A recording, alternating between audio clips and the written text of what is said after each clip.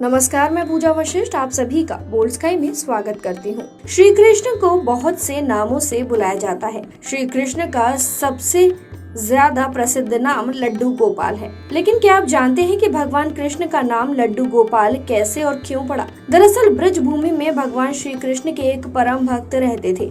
उनका नाम था कुंभन दास। कुंभन दास का एक पुत्र था रघुनंदन। कुंभन दास हर समय प्रभु श्री कृष्ण की भक्ति में लीन रहते थे और पूरे नियम से भगवान की सेवा करते थे।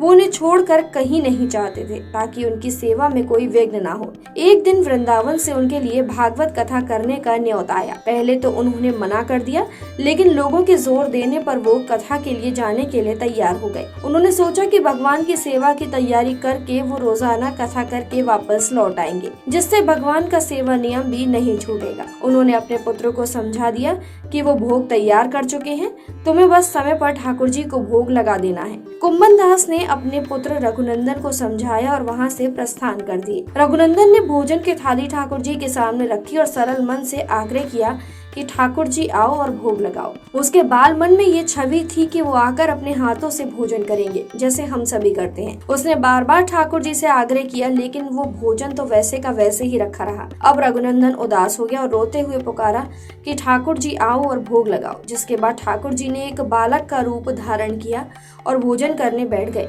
ये दृश्य देख रघुनंदन भी प्रसन्न हो गया। रात को जब कुंभन दास जी ने लौट कर पूछा, बेटा तुमने ठाकुर जी को भोग लगाया था? तो रघुनंदन ने कहा, हाँ उन्होंने प्रसाद मांगा। तो पुत्र ने कहा, ठाकुर जी ने सारा भोजन खा लिया। उन्होंने सोचा कि बच्चे को भूख लगी होगी तो सारा भोजन उसने ही खा लिया होगा। अब तो ये रोज का नियम हो गया कि कुंभन दास जी भोजन की थाली लगाकर जाते और रघुनंदन ठाकुर जी को भोग लगाते, और जब वो वापस लौट कर प्रसाद मांगते तो एक ही जवाब मिलता है कि ठाकुर जी ने सारा भोजन खा लिया। कुंभन दास जी को अब लगने लगा कि पुत्र झूठ बोलने लगा है। कुंभन दास जी ने एक दिन लड्डू बनाकर थाली में सजा दिए और छिप कर देखने लगा कि बच्चा क्या करता है।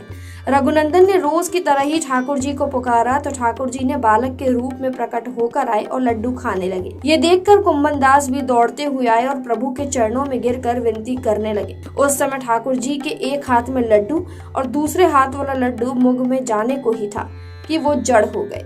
उसके बाद से ही उनकी इसी रूप की पूजा की जाती है और वो लड्डू गोपाल कहलाए जाने लगे। उम्मीद है ये जानकारी आपको काम आएगी। फिलहाल इस वीडियो में इतना ही। ऐसे ही और वीडियोस के लिए चैनल बोल्ड स्काई को सब्सक्राइब जरूर करें।